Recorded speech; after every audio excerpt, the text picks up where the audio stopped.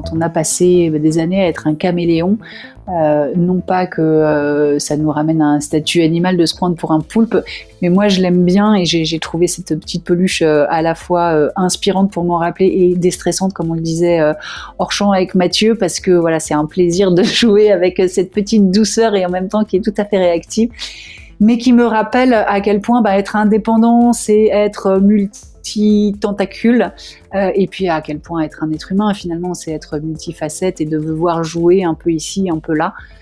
Donc c'est une invitation à devenir un poulpe plutôt qu'à rester un caméléon qui prend la couleur de là où on le place. Être un poulpe qui, lui, choisit quel visage il est en train de montrer, quel costume il est en train d'enfiler.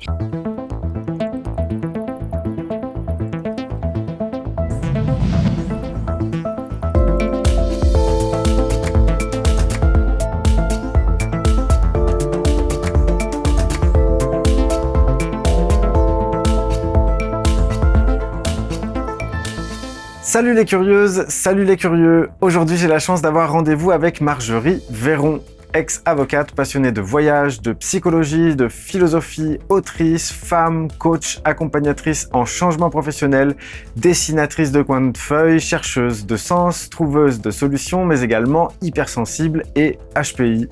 Bonjour Marjorie et merci beaucoup d'avoir accepté mon invitation. Bonjour Mathieu, merci à toi de m'avoir invité, je suis ravie d'être là. Eh ben moi aussi je suis ravi que tu sois là et j'ai cité beaucoup de casquettes et d'étiquettes te concernant, mais le tout étant plus que la somme des parties, cela met directement en avant le fait que tu n'es pas résumable à l'une d'entre elles et qu'on pourrait en donner beaucoup d'autres, sans pour autant parvenir à te cerner totalement, ce qui est, tu en conviendras, une très bonne chose. J'aimerais également présenter Gaëtan qui sera en régie durant toute l'émission et qui viendra à la fin pour nous partager son point de vue subjectif comme à son habitude. Voilà, j'en arrive à ma première question pour toi, Marjorie. Si tu poses ton attention sur ta sensibilité, là tout de suite, qu'est-ce qu'elle dit ?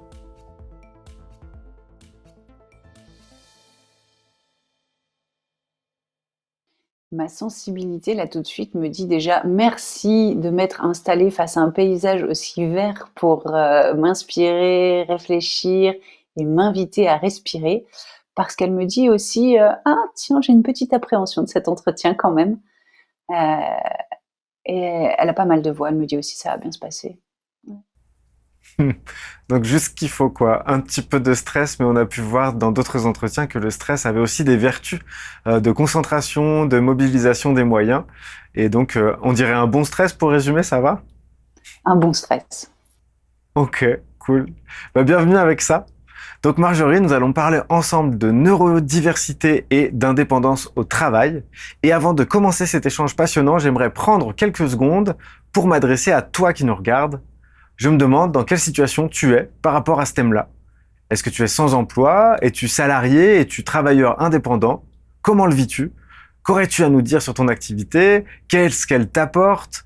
Quelles difficultés rencontres-tu? Si tu as quelque chose à nous partager, n'hésite pas à le faire en commentaire. Ce sera l'occasion de se connaître un petit peu plus et d'échanger avec celles et ceux qui suivent cette chaîne.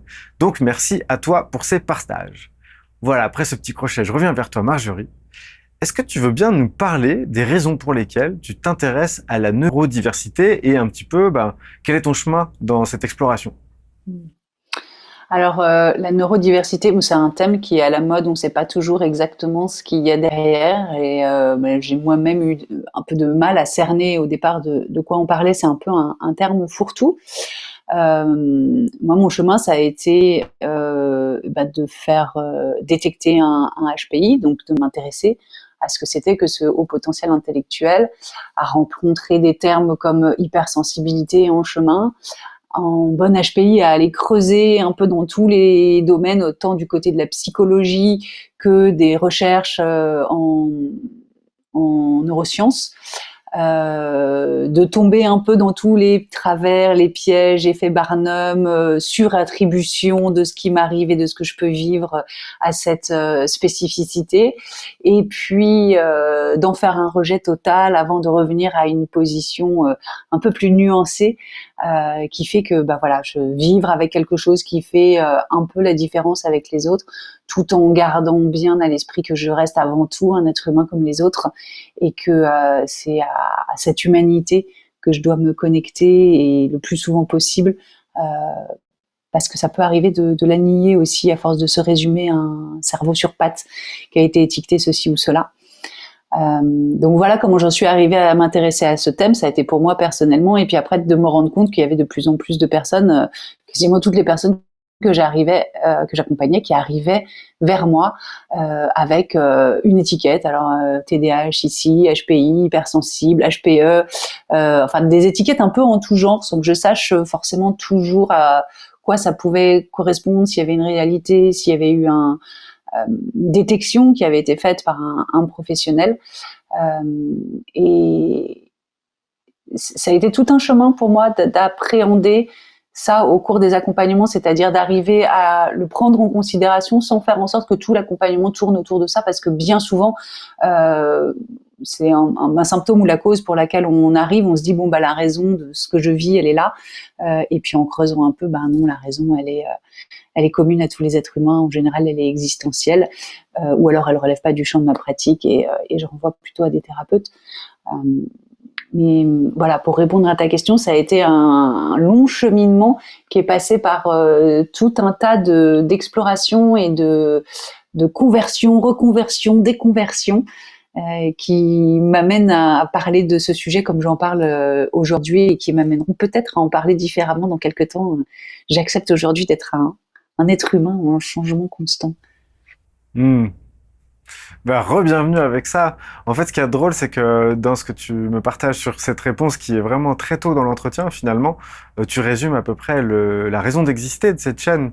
C'est-à-dire qu'au-delà, justement, des batailles de chapelle pour savoir qu'est-ce qu'on doit penser de telle ou telle étiquette et à quel point c'est le centre de ce qui va devenir la vie de la personne qui vient de recevoir celle-ci sur le crâne, ben on essaie d'élargir à cette appartenance à l'humanité derrière ce qu'on a appris au travers des étiquettes qui nous concernent. Peu importe la façon dont on les a découvertes, souvent quand on les a sur notre chemin, c'est quand même, il y a 2-3 ouvertures possibles grâce à cette étiquette, pour peu que cette étiquette ne devienne pas un carcan. Et c'est vraiment ça l'ambition en fait de cette chaîne-là. Donc merci de rappeler à la chaîne sa ligne éditoriale, c'est sympa. Avec plaisir, d'autant plus que ça me tient à cœur, parce que comme tu le dis, on n'arrive pas à ces détections par hasard. Il y a quelque chose qui nous a animés, en général quelque chose qui était plutôt pas très agréable à vivre.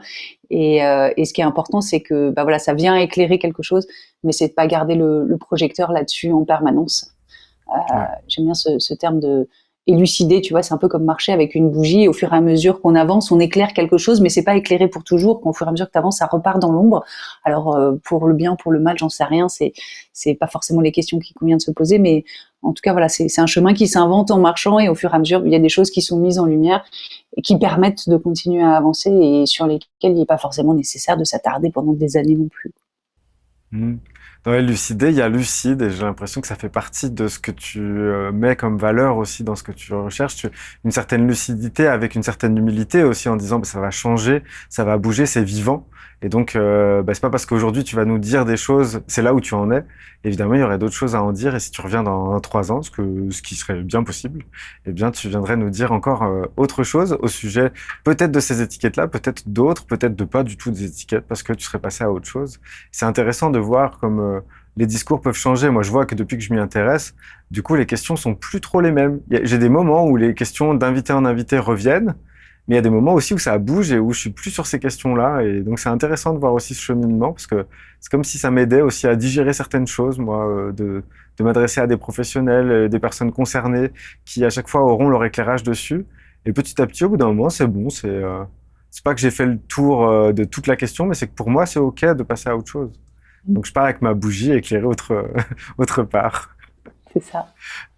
Du coup, ma deuxième question par rapport au sujet qui nous amène à avoir cet échange aujourd'hui, c'est est-ce que tu peux nous partager ce qui fait que tu t'intéresses au travail indépendant lié à la neurodiversité, parce que du coup, c'est un de tes centres d'intérêt en ce moment. Alors, le travail indépendant et la neurodiversité. Déjà parce que c'est, en tant qu'accompagnatrice professionnelle, ce qui arrive à moi, parce que c'est ce que je dois dégager d'une manière ou d'une autre. L'indépendance professionnelle, moi, je ne connais quasiment que ça. Je n'ai jamais été salariée, de par les différents métiers que j'ai exercés. Alors, j'ai exercé pas toujours de manière indépendante, c'est-à-dire solo. J'ai travaillé en groupe, en association, mais ça a toujours été de l'indépendance professionnelle, donc pas du salariat. Donc, je connais très bien les enjeux qui animent les professionnels indépendants. Les professionnels salariés, ils rencontrent des difficultés qui sont pas forcément les mêmes que ceux des indépendants. Et c'est ceux des indépendants que je connais particulièrement bien, d'autant plus que, quand on est indépendant, tu dois bien le savoir, on est multicasquette. Donc on a notre cœur de métier, évidemment, ce qui nous anime et ce qu'on aurait envie de pratiquer toute la journée. Et puis il y a la réalité économique qui fait que on doit aussi prendre la casquette de l'entrepreneur. Donc un matin t'es comptable, le lendemain tu fais des conditions générales de vente, le surlendemain t'es webmaster, tu gères tes réseaux sociaux. Tu fais ta communication, tu vas démarcher, tu fais le commercial. Donc c'est vraiment multicasquette et je trouve que ça correspond bien à tous ceux qui ont des intérêts assez divergents, les multipotentiels notamment et les grands curieux. Comme je suis et comme les personnes que j'accompagne, qui s'intéressent pas forcément à un sujet a priori, mais à partir du moment où elles ont mis les mains dedans, ça devient vraiment une source de curiosité pour elles. Et c'est ça que je trouve beau, en fait, c'est comment faire de cette spécificité, cette bizarrerie, cette divergence, en tout cas ce qui nous fait sortir, un peu nous écarter de la norme, et qui fait que on attire l'attention. Hein, tant qu'on est dans la norme, dans la majorité, tout va bien. Puis dès qu'on dépasse un peu avant ou après, dans un sens ou dans l'autre, peu importe, on se fait remarquer. Donc comment transformer cette bizarrerie qui fait qu'on se fait remarquer en quelque chose qui est plutôt à notre avantage et qui fait qu'on se refait remarquer pour de bonnes raisons. Donc c'est pour ça que je trouve que les deux sujets sont assez liés l'un à l'autre et corrélés de manière intéressante pour les neuroatypiques, en fait. Parce que tu es neuroatypique, parce que tu ne fonctionnes pas comme tout le monde, ça va être peut-être plus facile pour toi d'adopter cette multifonction, multicasquette et d'accepter que c'est ok, c'est bizarre, divergent, tu fonctionnes pas comme tout le monde, tu cherches pas forcément un boulot de 9h à 5h du soir où la sécurité est assurée. Tu veux un peu de folie, un peu de poésie, un peu de je ne sais quoi encore comme petite graine d'épices que chacun est capable de parsemer à sa façon. Mais je trouve que l'indépendance nous permet de répondre à ces besoins-là sans pour autant que ça soit la panacée. Parce que c'est exigeant aussi d'être indépendant. Ça demande d'accepter d'endosser ces multicasquettes, donc d'accepter d'endosser le rôle du vendeur, du commercial, ce qui n'est pas forcément évident parfois quand on a une grande sensibilité. Ça demande de traverser des montagnes émotionnelles aussi qui peuvent être assez intenses, avec une sensibilité qui peut être assez grande. Ça demande une forme de recul et de lucidité aussi sur les choses, d'esprit critique. Vous parlez de lucidité tout à l'heure. Pour moi, ce qui est important aussi, c'est l'esprit critique sur tout ce qui nous est proposé, sur toutes les méthodes, les techniques qu'on peut mettre en place pour développer notre activité. Et ça demande de la réflexivité aussi sur ce qu'on fait, sur comment on le fait. Donc, je trouve que c'est assez bien approprié aux gens qui aiment penser ce qu'ils le font. Et ça, je le reconnais chez les HPI que j'accompagne. En tout cas, c'est pas forcément le cas de tous les HPI, mais les personnes que j'accompagne, je vois que c'est des personnes qui aiment bien penser ce qu'elles font. Et quand on est indépendant, on a pas mal de choses à faire et donc à penser, à se mettre en position méta, à faire preuve de lucidité par rapport à soi, à ses clients, au monde dans lequel on évolue, le monde étant à la fois le marché économique et le monde plus largement, l'humanité telle qu'elle est en train d'évoluer aujourd'hui. Ouais, il y a plein de choses dans ce que tu me dis, donc déjà merci pour cette réponse. Et puis je me dis, intuitivement, j'ai l'impression, j'avais pas écrit ça, mais intuitivement là dans ce que tu me partages, être indépendant, ça va demander beaucoup c'est protéiforme, ça demande d'endosser beaucoup de casquettes comme tu le disais, et donc à ce titre-là, c'est un test grandeur nature de comment on va aussi, de comment on s'assume. Voilà, c'est ça que j'avais j'avais avec moi quand tu me donnais ta réponse, c'est à quel point on s'assume, parce qu'en fait, il va falloir être à des moments en conformité avec des institutions quand même. À d'autres moments, il va falloir être un petit peu plus offensif en se montrant. À d'autres moments, il va falloir juste recevoir, accueillir. En fait, il y a tellement de postures différentes, de, de, de dynamiques différentes à incarner, que c'est très riche, mais c'est aussi un bon moyen d'être confronté d'une certaine manière à comment on s'assume dans différentes dimensions, je dirais. Ça te va, ça? Mm. Absolument, absolument. Et c'est pour ça que je trouve que l'accompagnement des indépendants est absolument passionnant, parce que on va visiter tellement de sphères différentes entre les questions de légitimité, les questions de visibilité, les questions de tarification. On est rapidement confronté à tous nos schémas de pensée, de croyances, notre vision du monde, en fait, pas parce que c'est nous qui sommes sur le devant de la scène tout le temps, même si on choisit des métiers d'accompagnement qui voudraient qu'on soit un peu en retrait, comme si ça allait nous servir d'écran et de se dire bon bah je fais de l'accompagnement, j'ai pas à montrer. Bah, malheureusement pour vendre ces prestations, il y a un moment il faut y aller. Donc il faut aussi recruter ces facettes de nous, ces différents personnages, ces différents rôles qu'on peut incarner. Et je suis persuadée qu'il se travaille. Et ce que je trouve intéressant, c'est que ça devient plus du travail sur soi, tu vois, où on se prend comme un objet et on se décortique et on se répare le ceci, le cela, mais un véritable travail de soi, dans le sens où c'est au fur et à mesure que les situations se présentent que on les fait évoluer et que ça nous fait évoluer. C'est plus, on n'est plus notre petit nombril comme objet de toute notre attention, mais l'existence, les situations qu'elles nous présentent, celles qu'on traverse, qui font qu'on évolue. Sans pour autant que je considère non plus d'ailleurs que ça soit une échelle de progression, tu vois, on franchit des étapes et puis un jour on aura atteint le top du top. C'est de l'évolution qui est simplement du changement, quoi. On devient autre au fil du temps et on assume de plus en plus ceci, cela, parce que je crois au fur et à mesure, c'est pas qu'on a résolu les problèmes, c'est qu'on peut habiter les problématiques qui relèvent de l'indépendance, notamment les incarner.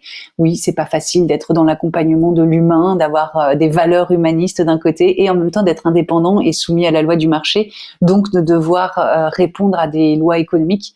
Ça crée des tensions, des conflits internes qui peuvent être assez forts et on les résolvera. C'est des conflits qui pourront jamais être résolus.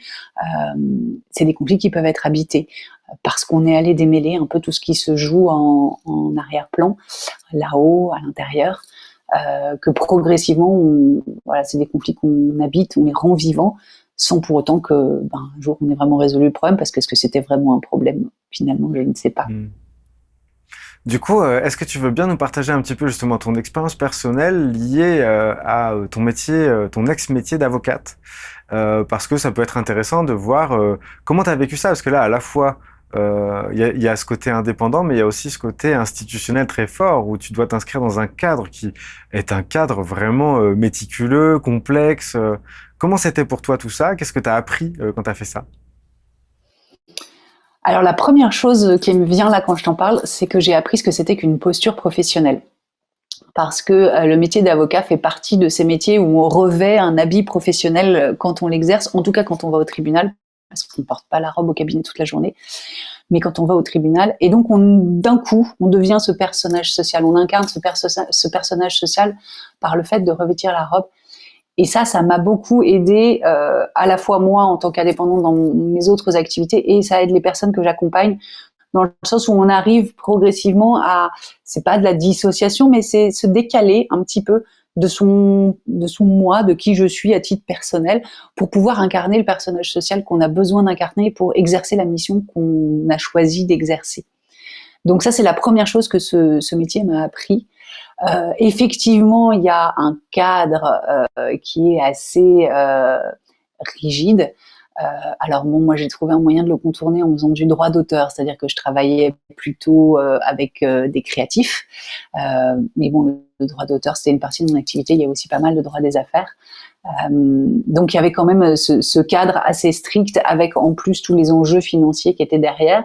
Et puis de l'autre côté, les artistes, les auteurs, la créativité, des gens qui avaient plus besoin de reconnaissance de leur travail que vraiment de comprendre que juridiquement, il y avait quelque chose à faire et que c'était dommage de pas aller au bout de la démarche pour vraiment faire valoir leurs droits. Ce qu'ils voulaient, c'était pas forcément faire valoir leurs droits, c'est qu'on reconnaisse la qualité, la valeur de leur travail. Donc c'est toutes des questions que j'aurais aimé aborder avec le recul que j'ai aujourd'hui pour pouvoir les aider, les accompagner à cheminer dans cette façon de voir leur travail parce que ça a été une des grandes frustrations de cette spécialité de droit d'auteur, c'est de se retrouver à accompagner plutôt ceux qui voulaient exploiter les auteurs que les auteurs proprement dit, parce qu'en général, ils n'avaient pas les moyens de se payer un avocat. Et puis on n'était pas non plus très très nombreux à être spécialistes de cette matière-là, donc voilà, avec l'hyper spécialisation vient aussi l'augmentation des tarifs. Donc ce métier m'a aussi permis d'apprendre à poser des tarifs qui peuvent être relativement élevés, en tout cas qui sont à la hauteur de la valeur de ce qui est apporté, du problème qui est résolu ou du cheminement qu'on est capable de faire aux personnes. Et ça, c'est super aidant aussi en tant qu'indépendant parce que quand on a été salarié, poser ses propres tarifs, c'est déjà pas facile. Alors les annoncer à un futur client, les premières fois, c'est carrément les sueurs froides. Et ce métier m'a donné la chance d'expérimenter tout ça avant qu'il y ait un peu trop d'enjeux personnels peut-être en début d'activité en tant qu'accompagnante à ce niveau-là. Donc voilà pour répondre à ta question, ce que m'a apporté ce métier. Est-ce que je vois autre chose ? Non, vraiment, ce que je retiens, c'est cette question de posture et d'incarner le personnage social. Notamment, je me rappelle de mes clients qui comprenaient pas qu'à la fin de la plaidoirie, j'aille serrer la main de mon confrère où on se faisait des blagues parce qu'en plus, c'était un petit milieu, donc on se connaissait tous régulièrement, déjeuner ensemble. Et ils comprenaient pas qu'on puisse être, avoir des signes d'amitié juste après s'être affrontés à la barre. Et donc de comprendre que vraiment c'est un personnage que j'incarnais, c'était une posture et que ça rend plus facile aussi parfois le fait d'avoir à dire des choses dont on n'est pas toujours très convaincu, parce que c'est un métier aussi où je fais le parallèle avec le métier d'accompagnant où on aide les gens à voir leur situation avec plein de points de vue différents pour les faire sortir un peu de l'enfermement de la vision unique qu'ils peuvent parfois avoir. Et le métier d'avocat, c'est aussi ça, c'est-à-dire qu'il y a une situation et puis il y en a un qui le voit de ce côté, puis l'autre qui le voit de l'autre côté. Et c'est d'avoir la flexibilité, l'adaptabilité pour pouvoir te positionner un peu n'importe où. Donc ce métier, il m'a appris ça aussi et ça, c'est vraiment très, très utile dans le métier que j'exerce aujourd'hui. Ouais, j'entends. Oui, oui, je te rejoins là-dessus. Je l'ai pas appris en faisant ce métier-là, mais le fait de pouvoir passer par plusieurs façons de regarder le même. Déjà, ça évite d'être bloqué dans une seule occurrence, comme c'est le cas. Donc, tu citais ça pour les clients que tu pouvais représenter, qui avaient une seule version de la réalité et qui essaient de la faire triompher sur l'autre, histoire qu'il reste plus que la leur. C'est un petit peu ça aussi les procès. Il y a cette volonté de faire triompher une vérité sur l'autre de manière à ce qu'elle devienne la vérité avec un grand L.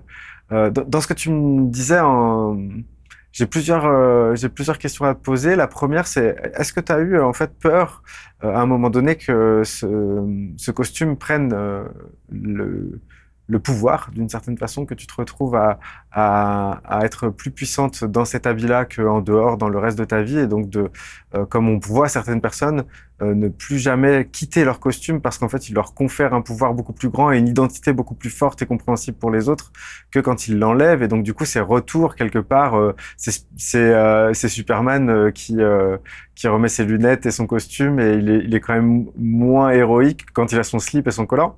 On se demande bien pourquoi, mais c'est comme ça, c'est ce qu'on nous a dit. Donc déjà, première question, ça, est-ce que tu avais cette peur-là ? Alors, moi, j'ai pas eu cette peur pour moi personnellement. Par contre, j'ai vu beaucoup de confrères avec des égos démesurés. Je pense que c'est un peu quand on en est arrivé à l'étape que tu cites. Moi, j'arrivais bien à faire la part des choses entre le pouvoir que la fonction d'avocat me conférait et ma personne. Peut-être que je me suis pas suffisamment pris au jeu d'ailleurs, et c'est ça qui fait que j'ai pas pu rester dans la profession. je crois que c'est un des risques et un des enjeux de tous les métiers où tu as beaucoup de responsabilités. En fait, plus tu as des responsabilités, plus tu as le pouvoir qui va avec.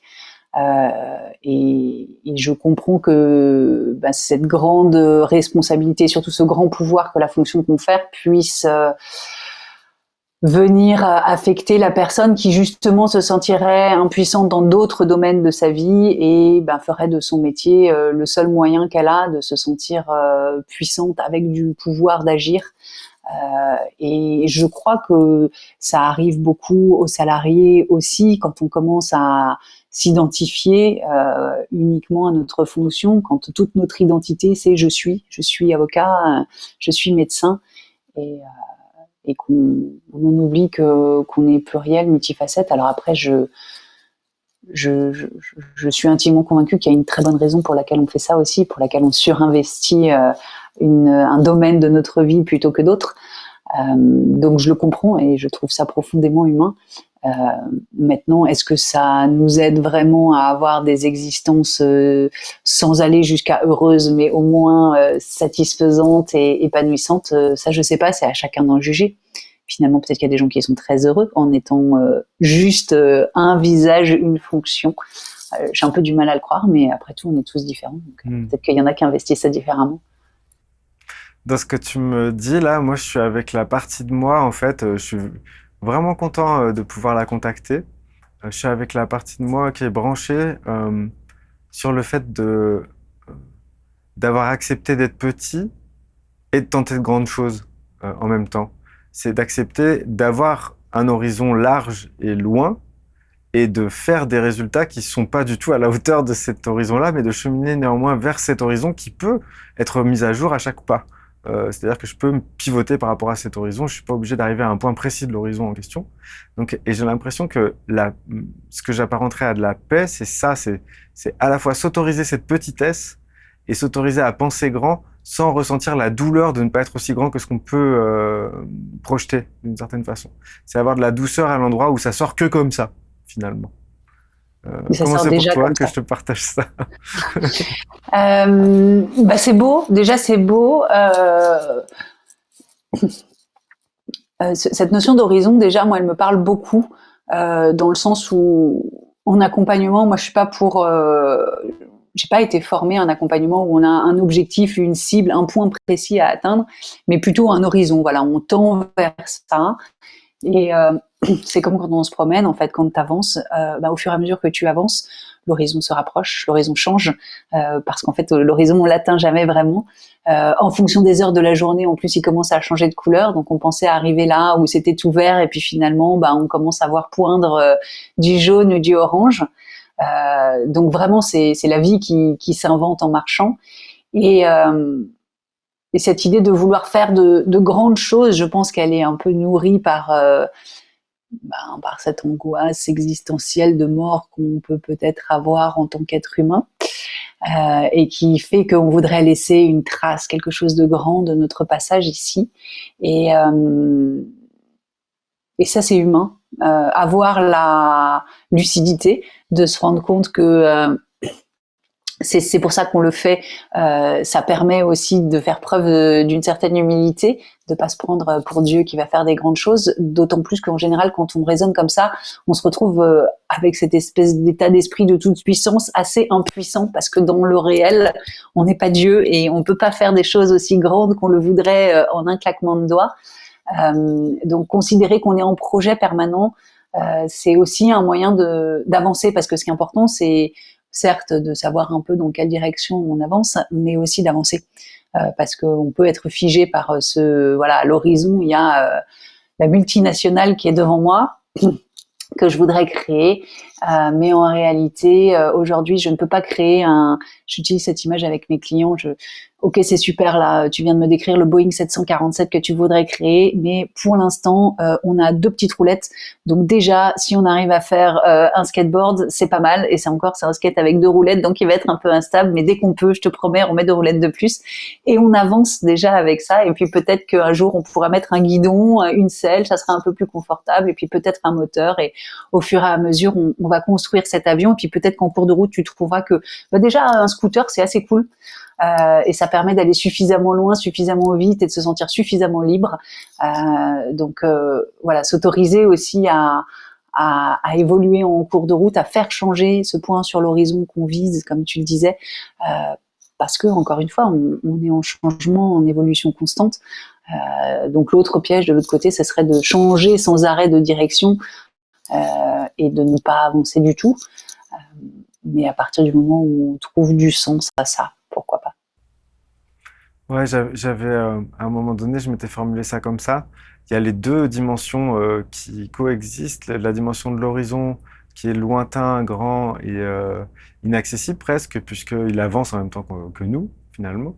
Deuxième chose, le fait de considérer chaque pas comme une ligne d'arrivée du pas précédent et une ligne de départ du pas suivant.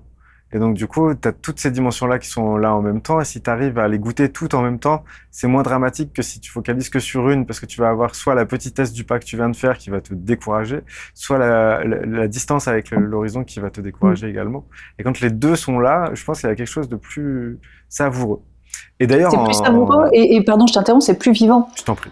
C'est plus vivant parce que c'est là où on habite deux dimensions qui sont paradoxales, c'est-à-dire je suis très grand et en même temps je suis tout petit, je peux être les deux. Et comment est-ce que j'habite ça à l'intérieur de moi? Qu'est-ce que je mets en place en étant dans l'activité, dans le pas, qui lui-même est la marche elle-même, c'est des déséquilibres, hein, c'est déséquilibre sur déséquilibre. Donc je sais pas s'il y a vraiment un moment où on dit paix, harmonie, c'est bon, je suis arrivée. Il peut y avoir sur le chemin des moments où on fait des pauses et on contemple un peu l'horizon en se disant que ouais, quand même, c'est beau. Mais l'essentiel est tension et dynamique entre ces deux pôles qui s'opposent et qui nous animent en permanence, parce que dans le fantasme, on est très très grand et dans le réel, finalement, on est un petit être humain qui a traversé la planète Terre sur, 100 ans si on a de la chance, mais 100 ans à l'échelle de l'humanité, c'est rien du tout finalement. Donc voilà, habiter ces deux dimensions-là, c'est aussi, je crois, ce qui nous rend vivants et qui fait qu'on est à la fois dans je suis en train de laisser quelque chose, symboliquement c'est important pour moi, et en même temps je suis quand même ancrée dans la réalité et le fait que je suis un humain qui fera peut-être aucune différence sur le long terme pour l'humanité, mais j'aime à croire, à me raconter l'histoire quand même que je peux faire une différence pour au moins quelques personnes que j'aurais croisées sur le chemin. Ouais. Je te rejoins vraiment là-dessus. Et justement, tu citais le fait d'être grand et petit en même temps. Et alors, je reviens à ton exercice, ton métier d'avocate. Et en fait, il y a pas longtemps, j'ai eu l'opportunité, et je l'ai saisi, de faire partie d'un juré de concours d'éloquence sur plusieurs manches. Et la finale se faisait dans un tribunal. Et figure-toi que j'avais pas eu l'occasion vraiment beaucoup d'aller au tribunal avant. Enfin, je l'avais eu, mais dans des circonstances où je me rappelle pas et où j'étais trop concerné par exemple, la séparation de mes parents pour m'occuper de la salle, vraiment. Et donc, du coup, je me suis retrouvé dans cette grande salle, sans pression, parce que là, vraiment, c'était un moment joyeux et sans enjeu pour moi. Et je me suis rendu compte, j'ai pu, en tout cas, sentir à quel point ce tribunal essayait de me faire sentir petit. La hauteur des plafonds, les moulures, la mise en scène. Moi, j'étais vraiment dans une mise en scène où je savais pas, je la maîtrisais pas cette mise en scène, mais le juré, on était à la place, de ceux qui vont délibérer à la fin d'un procès, quoi. Donc, on était surélevé. Les gens qui vont plaider vont s'adresser à nous, et les gens qui seront dans le public auront donc des fesses à contempler pendant tout le long de la plaidoirie, à moins que la personne fasse l'effort de parler aux deux en même temps, mais l'interlocuteur principal, c'est celui qui est au-dessus dans des grands sièges. Enfin, la mise en scène est vraiment très théâtrale, et je me demande comment c'est possible de prendre au sérieux ça. Est-ce que tu avais du mal, toi, à prendre ça au sérieux ou pas? Ouais, il y a quelque chose les premières fois, c'est très intimidant, hein. Surtout dans les anciens palais de justice, c'est-à-dire qu'aujourd'hui il y a pas mal de villes qui ont rénové leur palais de justice, qui ont quelque chose de beaucoup plus moderne, avec du mobilier plus moderne, il y a des micros, et les magistrats sont à peu près à la même hauteur que le public et les plaideurs. Mais c'est vrai que dans les anciennes salles d'audience, je pense au Palais de Justice de Paris notamment, il y a quelque chose de... Déjà, tu rentres dans le Palais de Justice, tu rentres dans la salle des pas perdus, il y a une hauteur sous plafond, tout résonne, tout le monde parle doucement, il y a une ambiance, déjà, ça nous met dans des conditions un peu particulières. Les portes pour rentrer dans les salles sont épaisses, elles sont lourdes, elles grincent, il y a du parquet. Enfin, ça fait vraiment aujourd'hui quelque chose d'ancien, presque archaïque.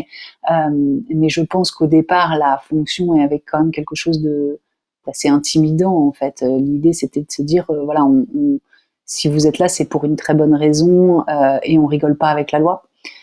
C'est peut-être ça qu'on avait comme moyen de faire autorité, de faire pression. C'était en impressionnant les gens.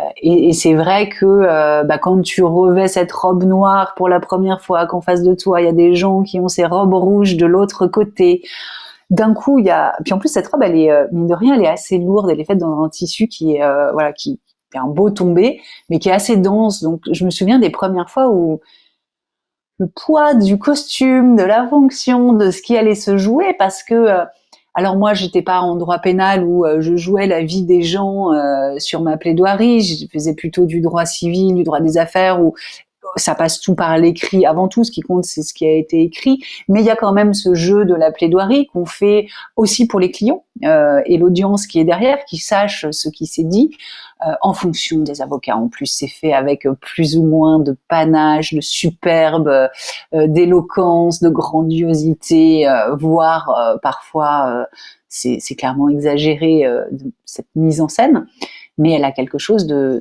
particulièrement impressionnant. Et je ne sais plus quelle était l'origine de ta question et pourquoi je suis partie là-dessus, mais oui, c'est impressionnant. En fait, il y a ce truc-là où je me demande, tu sais, il y a plusieurs questions dans la question, c'est pour ça que je suis pas allé vers une en particulier, c'est pour ça que j'ai dû te perdre un peu. En fait, j'ai plein de questions liées à ça et en même temps, c'est pas le sujet qui nous amène aujourd'hui à échanger, mais cette expérience-là, je me suis dit, bon bah là, en étant clairement dans une situation où moi j'ai pas de pression et en étant dans ce décorum-là, j'ai l'impression, je me suis dit, est-ce que ça tient tout à cet aspect, l'histoire te regarde et donc la sentence qui va être donnée sera irrévocable parce que il y a cette mise en scène. Mais s'il n'y avait pas cette mise en scène, on pourrait discuter plus longtemps, on pourrait, s'il n'y avait pas tous ces protocoles en fait. Derrière les protocoles, est-ce qu'il n'y a pas que du vide? Moi, c'est ça ma question presque. Et puis en même temps, est-ce que quand on est concerné au premier degré, on n'est pas en fait en train de se faire vraiment tout petit, de se sentir insignifiant? Et il y avait aussi la question qui était là, je te donne tout d'un coup. Il y a cette question-là de dire les métiers, alors là, je parle pour ma paroisse aussi, mais les métiers qui sont de l'exceptionnel pour les gens, c'est-à-dire que tu vas accueillir en continu des gens pour qui c'est exceptionnel ce qui se passe. Donc je pense aux personnes qui vont bosser dans les tribunaux, mais aux personnes qui vont bosser dans les maternités, aux personnes qui vont accompagner les gens dans des coups durs, les gens qui vont s'occuper des pompes funèbres, etc. Tout ça, c'est de l'exceptionnel pour toutes les personnes qui passent et c'est le métier des gens qui restent sur place et qui voient de l'exceptionnel défiler. Et donc, du coup, il y a aussi cette dimension qui est bizarre, quoi, de l'habituation à l'exceptionnel, quelque part. Et même d'être blasé au bout d'un moment. Alors, effectivement, moi, dans mes fonctions en droit des affaires, j'avais affaire à des directeurs juridiques donc qui avaient l'habitude d'avoir affaire aux tribunaux. Après, quand c'était les auteurs, effectivement, pour eux, c'était plutôt exceptionnel. On avait plutôt tendance à se dire que, on espère que c'est la première et la dernière fois. Et en même temps, quand tu es du côté de l'auteur qui a été copié, par exemple, c'est en soi bon signe aussi que tu aies été copié. Ça veut dire que ton œuvre, elle a été remarquée, qu'elle a été appréciée, qu'elle a été reprise. Donc finalement, je nous souhaite de nous revoir dans pas si longtemps que ça, à l'occasion d'autres œuvres peut-être, pour aller les défendre. Donc c'est effectivement des métiers qui sont un peu particuliers parce que on accompagne des passages, c'est des moments de transition aussi de vie qui sont plus ou moins heureux. Alors moi dans mon métier à l'époque, en fonction de quel côté de la barre je me trouvais, si on était ceux qui étaient en défense ou ceux qui étaient plutôt les plaignants. Et je pense aussi à par exemple aux sages-femmes effectivement qui font ça aussi, qui professionnellement accompagnent des femmes, surtout quand c'est des primipares, des femmes qui sont enceintes pour la première fois, c'est tout un parcours qu'elles accompagnent, avec plus ou moins de bienveillance. Moi, dans mon expérience personnelle, j'ai pu me rendre compte que Il y en a certaines qui perdent un peu peut-être la raison pour laquelle elles ont commencé à exercer ce métier en cours de route, mais pas tellement parce qu'elles sont blasées de ce qu'elles font, mais plus par le côté manque de reconnaissance et absence de moyens des institutions. C'est-à-dire que c'est, je pense, des métiers qu'on fait par passion, foi ou croyance en quelque chose de très fort. Et quand on nous donne pas du tout les moyens d'exercer ces métiers, ça devient super frustrant. Et je sais pas si c'est le cas pour les métiers de l'avocature. Mais je pense qu'il y a de toute façon un rapport à l'autorité qui a changé. Tu vois, ces tribunaux qui faisaient très peur, qui étaient très impressionnants à une époque, je suis pas sûre qu'ils fassent aussi peur et qu'ils soient aussi impressionnants pour une partie de la population aujourd'hui. Et donc, cette fonction, il faut la remplir peut-être autrement. Et peut-être, c'est une occasion aussi de s'interroger sur est-ce que faire respecter la loi par la peur et la terreur du tribunal, est-ce que c'est le meilleur moyen de la faire respecter? Je sais pas, donc le fait d'être témoin de ces personnes qui passent encore et encore, de voir aussi du coup être témoin de l'évolution de la société par rapport à ce sujet particulier qu'on accompagne, ça permet aussi d'être force de proposition pour faire évoluer la société, puisqu'on en est le témoin, d'être force de proposition pour s'adapter aussi à ces évolutions de la société, parce qu'en général c'est ce qui se passe, on s'adapte à l'évolution de la société, la loi ne précède pas l'évolution, c'est assez rare. Hmm. Merci pour tes réponses. Et puis oui, on a fait un crochet assez long du côté du droit. Je savais pas qu'on allait faire ça. Tu vois, je vais te poser une petite question, puis finalement, ça m'intéresse, ça aiguise ma curiosité, donc je t'en pose plein. Et j'en viens au fait qu'au début de cet entretien, tu m'as dit être un peu stressé du fait de passer ce moment avec moi et avec Gaëtan. Et donc du coup, je me dis, je suis surpris, étant donné justement ce métier d'avocate avec le fait d'être familière d'un contexte bien plus impressionnant dans la mise en scène, finalement. Mais je me dis que peut-être c'est le fait d'être plus vrai dans ce moment que tu partages avec nous qui rend les choses plus difficiles, plus vulnérables. Tu te sens peut-être plus à découvert que dans cet ancien métier. Et je voulais savoir où en était justement cette tension de départ. Ça va? Alors, cette tension de départ, ça va. Je sais que j'ai ces appréhensions en début d'interview. Je sais pas trop à quelle sauce je vais être mangée finalement. Et puis, au fur et à mesure, je me rends compte que bon, ça va, je suis pas mangée du tout. Donc, tout va bien. Et mon métier... Ouais, moi aussi. Mon métier précédent... il m'a permis d'apprendre un peu la gestion du stress, de la prise en parole en public, mais il m'a surtout, ça c'est un vieux ténor du barreau qui me l'avait dit quand j'avais commencé ma première plaidoirie ou la deuxième où j'avais dit mais comment tu fais, moi je suis stressée à chaque fois. Il m'avait dit tu sais le jour où il y a plus de stress avant de prendre la parole, c'est qu'il y a plus d'enjeu pour toi, c'est qu'il est temps de changer de métier. Donc ça a quelque chose pour moi d'assez rassurant de voir qu'il y a quand même cette petite tension qui, comme tu le disais très bien, a ses raisons d'être physiologiques. Elle nous permet d'être pleinement présente avec toi, avec un cerveau un peu plus affûté, une petite montée de neurotransmetteurs et de cortisol qui fait que voilà, je peux performer, comme on dirait dans certains milieux. Alors que s'il n'y avait pas cette tension, peut-être que il y a quelque chose de plus nonchalant qui s'installerait et qui enlèverait du rythme aussi. Ouais, je suis d'accord. Chouette. Du coup, j'ai une petite question qui va nous faire sortir de cette parenthèse fort intéressante, ma foi. Est-ce que, d'après toi, les personnes concernées par la neurodiversité ont du mal avec le fait d'être salariées? Est-ce que tu connais beaucoup de personnes atypiques heureuses d'être salariées? Alors, est-ce que je connais beaucoup de personnes dans l'absolu heureuses d'être salariées? Non. C'est un rapport de plus en plus particulier. Le salariat, le monde du travail a changé, les entreprises, la compétition est de plus en plus importante, donc les conditions du salariat les conditions du monde du travail en général sont, je trouve, de plus en plus dures, voire violentes. Maintenant, en ce qui concerne les neurodivergents, qui rentrent dans cette catégorie déjà, est-ce que c'est ceux Est-ce que c'est des HPI? Est-ce que c'est ceux qui ont un trouble neurodéveloppemental, les 10, les TDAH? Est-ce que c'est ceux qui se disent hypersensibles sans qu'on sache exactement encore vraiment à quoi ça correspond? C'est difficile de répondre à ta question. Ce que je sais, c'est que plus on s'enferme dans une case, plus le lien à l'autre devient difficile et plus les relations de travail peuvent être compliquées, même pas complexes, vraiment compliquées parce que on se coupe de ce qui fait notre humanité, ce qui fait qu'on peut se relier à l'autre.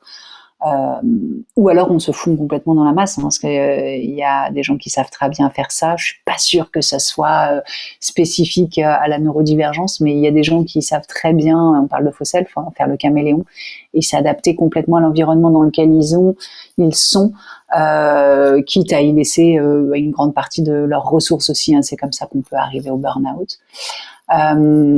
Donc je pense que être heureux ou pas heureux au travail, c'est pas forcément la question qu'on a à se poser, mais le sens de ce qu'on fait, pour quel monde on est en train d'œuvrer, dans quel monde on est pris pendant qu'on œuvre, sans être dupe sur les fonctions qu'on exerce. Par exemple, moi en tant qu'accompagnante, j'œuvre pour un monde avec plus d'humanisme et d'humanité, et en même temps j'ai bien conscience d'être prise dans un monde avec une réalité économique, une forme d'injonction aussi à l'autonomie, à la responsabilisation individuelle, voire à l'individualisme. Donc d'être un peu pris dans ce paradoxe-là. Et ce que je trouve intéressant, c'est ça, c'est pas forcément de se demander est-ce que je suis heureux ou malheureux, mais est-ce que ce que je suis en train de faire, ça a du sens pour moi, et est-ce que j'ai bien conscience de tout ce qui est en train de se jouer, parce que une fois que je sais ce qui est en train de se jouer, je cesse d'en être le jouet, et ça devient beaucoup plus rigolo d'être celui qui joue que celui qui est joué. Donc je suis bien d'accord avec toi. C'est ce genre de questions-là que j'inviterais les personnes neurodivergentes ou pas d'ailleurs à se poser si elles trouvent que le salariat n'est pas forcément la manière de travailler la plus appropriée, parce que quand on se lance dans l'indépendance professionnelle pour fuir le salariat, on est aussi en train de construire quelque chose avec une énergie de fuite, qui est pas une énergie de construction, de créativité, et donc tôt ou tard le soufflet retombe un peu, quoi. Quand c'est bon, ça y est, j'ai réussi à fuir ce que je voulais fuir, c'est pas évident de garder l'élan et l'enthousiasme pour construire ce qu'on aurait vraiment envie de construire, peut-être parce qu'on n'y a pas suffisamment pensé en amont, avant de partir. Ça se rattrape au cours de route, bien sûr. Mais voilà, je pense que se poser tout un tas de questions autour du sens, des raisons d'être de nos actes, c'est ça qui permet de construire quelque chose de justement à la fin qui fera que l'entièreté de notre projet professionnel, aussi hétérogène puisse-t-il être, aura quelque chose de l'aspect du beau, de l'esthétique. Ok, merci pour ta réponse. Dans le sujet d'aujourd'hui, il y a ce travail indépendant et puis il y a cette neurodiversité avec justement des profils plus ou moins précis. Donc, mais je pense que le point commun entre ces gens, alors en tout cas c'est ma manière à moi d'en parler dorénavant, c'est d'appeler ça des personnes qui vont se sentir décalées depuis longtemps. Donc j'appelle ça des décalés de naissance. C'est ma façon de pas me prononcer sur les autres étiquettes, mais d'être moi en train de parler à des gens avec cette formule que je trouve efficace. Et qui va parler à ceux chez qui ça va résonner. En fait, je me dis, ce travail indépendant, j'ai l'impression qu'il arrive comme une nécessité lorsqu'on s'autorise un peu plus à être soi. Et en fait, c'est un bon signal. Alors, je ne sais pas si ce que je suis en train de dire est quelque chose de vrai dans l'absolu. Par contre, c'est quelque chose que j'observe beaucoup autour de moi. Les personnes atypiques que je connais, dans un premier temps, vont avoir une tendance à se replier sans dire au monde qui elles sont, par peur de plein de choses, par appréhension, par autocensure, par faux self installé, par non-envie de participer, pas envie de jouer en fait. Donc tu disais cette envie de jouer tout à l'heure. Et puis il y a des moments de bascule où ça y est, on commence à pouvoir envisager ce passage. En fait, c'est devenir visible. Et généralement, quand on devient visible, ça va avec cette envie de devenir indépendant. Est-ce que tu as observé ça toi aussi? Alors moi, je l'observe dans l'autre sens, dans le sens où moi, j'accompagne des personnes qui ont fait le choix de devenir indépendantes et qui se retrouvent confrontées à la difficulté de ah, mais là, il va falloir que je me montre, que je me rende visible. Et c'est souvent des personnes qui peut-être sont décalées de naissance. En tout cas, elles ont en général bien appris à masquer leur décalage. Parce qu'elles ont compris, comme je disais tout à l'heure, que ce qui nous écarte de la norme fait qu'on nous remarque.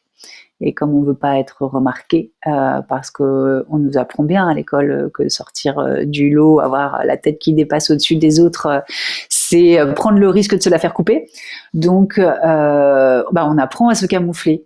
Et quand on en arrive au stade de l'indépendance professionnelle où on a besoin, en particulier quand on est dans la prestation de service, donc on a besoin de mettre en avant nos compétences et nos qualités professionnelles, mais aussi un peu ce qui émane de nous en tant que personne. C'est à ce moment-là qu'on rencontre la difficulté. C'est pour ça qu'il me semble important de bien se poser la question de qu'est-ce que je suis prêt à faire en tant qu'indépendant, parce que ça peut sembler, comme je disais tout à l'heure, être vraiment la voie royale. C'est bon, je suis différent, je vais faire à ma façon. De toute façon, être indépendant, c'est faire ce qu'on veut quand on veut. Et puis il y a la réalité qui fait que non, c'est pas ça du tout, c'est pas faire ce qu'on veut quand on veut. C'est certes décider les jours où on va travailler, mais les jours où on a pris rendez-vous, on a pris rendez-vous. C'est pas je fais ce que je veux, donc j'ai pas envie d'y aller, je l'annule. Sinon, ça va être difficile de construire une activité financièrement stable. Donc voilà, il y a cette réalité qu'il faut être prêt à assumer. Et ça peut sembler facile, mais ça l'est pas. Parce que être visible, ça demande d'aller travailler tout un tas de choses qui ne relèvent pas forcément de la sphère purement professionnelle, mais plutôt de la sphère sociale, dans le sens où quel rapport j'entretiens à l'autre, au regard de l'autre, au regard que je porte sur moi-même, à l'image que je veux donner de moi, à l'image que je pense pouvoir contrôler, que je vais donner de moi, et que tout ça, c'est un travail vraiment en situation, ok, très bien, là il va falloir se montrer, qu'est-ce qu'on va faire? Et c'est là où avoir été formé à des méthodes de coaching notamment, c'est assez utile parce que ça permet de décortiquer un peu tout ça pour en venir à l'essence de la problématique qui est, ok, là il faut que tu prennes la parole dans l'espace public, qu'est-ce qui fait que cette parole aurait plus ou moins de valeur que celle des autres? Et qu'est-ce qui fait que c'est si difficile pour toi de te montrer? Hmm. Il y a la problématique aussi de l'autorité dans le salariat, le fait d'avoir une autorité, une hiérarchie assez descendante. Et qu'est-ce qu'elle devient, cette autorité qu'on pense dissoudre? Quand on devient indépendant, elle passe sous l'autorité. C'est quoi pour toi? Comment tu l'éclairerais, ça? En étant indépendant, on est son propre patron, donc on est à la fois, faut pas être trop schizophrène non plus parce que on est à la fois le patron, l'exécutant, l'auteur et l'agent. On fait un peu tous ces rôles-là, donc c'est sûr que ça nous renvoie aussi à notre rapport à l'autorité, au cadre, à la structure, à la discipline. On met les mots qu'on veut là derrière, qui sont des mots en général qui font tressaillir. Ça fait qu'on est obligé d'aller travailler ces rapports-là pour passer. Après, moi, j'aime bien tout ce qui est étymologie, donc de l'autorité. Dans l'autorité, il y a auteur, il y a le fait de devenir l'auteur de ses actes, de ses paroles. Il y a le fait de se donner l'autorisation aussi, d'être ce que l'on est, de faire ce que l'on fait, tout en travaillant cette légère distanciation dont je parlais tout à l'heure entre qui je suis moi à titre personnel et le rôle social que je suis en train d'intégrer en sciences de l'éducation. On parle de soi professionnel, donc d'aller travailler ce soi. C'est pas quelqu'un d'autre, c'est encore nous, mais voilà, un peu décalé parce qu'on a une mission à exécuter, on le fait avec des valeurs qui sont les valeurs de notre profession avant d'être nos propres valeurs. Souvent elles coïncident, mais parfois il arrive que ces valeurs ne coïncident pas. Et donc c'est là où arrivent les questions éthiques, déontologiques, et il n'y a plus personne au-dessus de nous pour nous dire, on s'en fout, on fait comme ça, et puis c'est comme ça, et puis c'est tout. C'est à nous de nous débrouiller avec ces petits questionnements, ces débats internes, et c'est là où la solitude de l'indépendant peut être préjudiciable. C'est là où ça me paraît super important d'avoir autour de soi des réseaux, soit des réseaux d'entrepreneurs, d'indépendants, soit des réseaux de pairs, même s'ils n'exercent pas forcément comme indépendants, pour pouvoir soumettre un peu ces questions d'éthique, à être accountable, comme disent les Américains, à avoir des comptes à rendre régulièrement, ça aide à avancer aussi. Ça fait pas de nous des gens dépendants. Avoir des comptes à rendre, parfois il y a des gens qui ont besoin de ça pour avoir la motivation suffisante pour continuer à avancer. C'est profondément humain, et si on est dans cette situation, le but c'est pas d'être indépendant, c'est-à-dire de ne dépendre de personne, c'est plutôt d'être autonome. Et donc là, étymologiquement, c'est autosnomos, c'est la capacité de fixer ses propres lois, donc de devenir l'autorité au-dessus de soi. Et en même temps, voilà, d'encore une tension à habiter, une dynamique à aller habiter. Comment je suis quand je suis le patron? Est-ce que je me flagelle en mode adjudant-chef? On avait dit qu'on faisait ça, comment ça se fait que tu l'as pas fait? Ou est-ce que je suis plutôt du côté de l'autorité, de la mère poule, de non, me t'inquiète pas, ma chérie, aujourd'hui tu étais un peu fatiguée, c'est pas très grave, on le fera demain. Donc comment on navigue entre ces deux extrêmes, comment on se positionne en fonction des jours, en fonction de l'importance, en fonction du sens, en fonction de plein de choses. Voilà, c'est ça qui me paraît important, c'est d'avoir des repères pour se situer dans l'action, dans la réflexion aussi, pour pas avoir une position qui est fixe et rigide et qui forcément s'adaptera pas aux différentes situations. Ouais, tout à fait. C'est la notion de souplesse qui peut me faire dresser les poils quand certaines personnes prononcent ce mot, mais pour le coup, c'est moi qui le dis. Euh, mais c'est intéressant. Je vais y revenir juste après. Juste, je fais un petit crochet par le fait que toi, t'aimes bien l'étymologie, moi aussi, et j'aime bien également le langage des oiseaux. Et je m'étais jamais rendu compte que autorité, c'est comme si on faisait nous-mêmes nos rites. C'est autorite. Et que c'est soi-même qui détermine justement si on préfère travailler le soir, si on préfère travailler en continu, si on fait 3 jours dans la semaine ça, et puis après on se laisse tranquille 2 jours et après on revient. Enfin, et donc du coup, et puis ça va pouvoir bouger.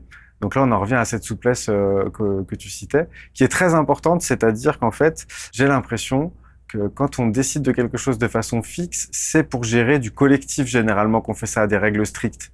Et néanmoins, c'est sain qu'elles soient mises à jour régulièrement, ces règles-là, réfléchies dans leur actualité ou pas, parce que sinon on se retrouve avec des règles napoléoniennes qui veulent plus rien dire dans le code du droit. Et donc du coup, il y a vraiment ce truc-là de remettre à jour. Et puis plus on va être nombreux à être concernés par des règles, plus ces règles elles sont importantes et injustes à la fois, j'ai l'impression.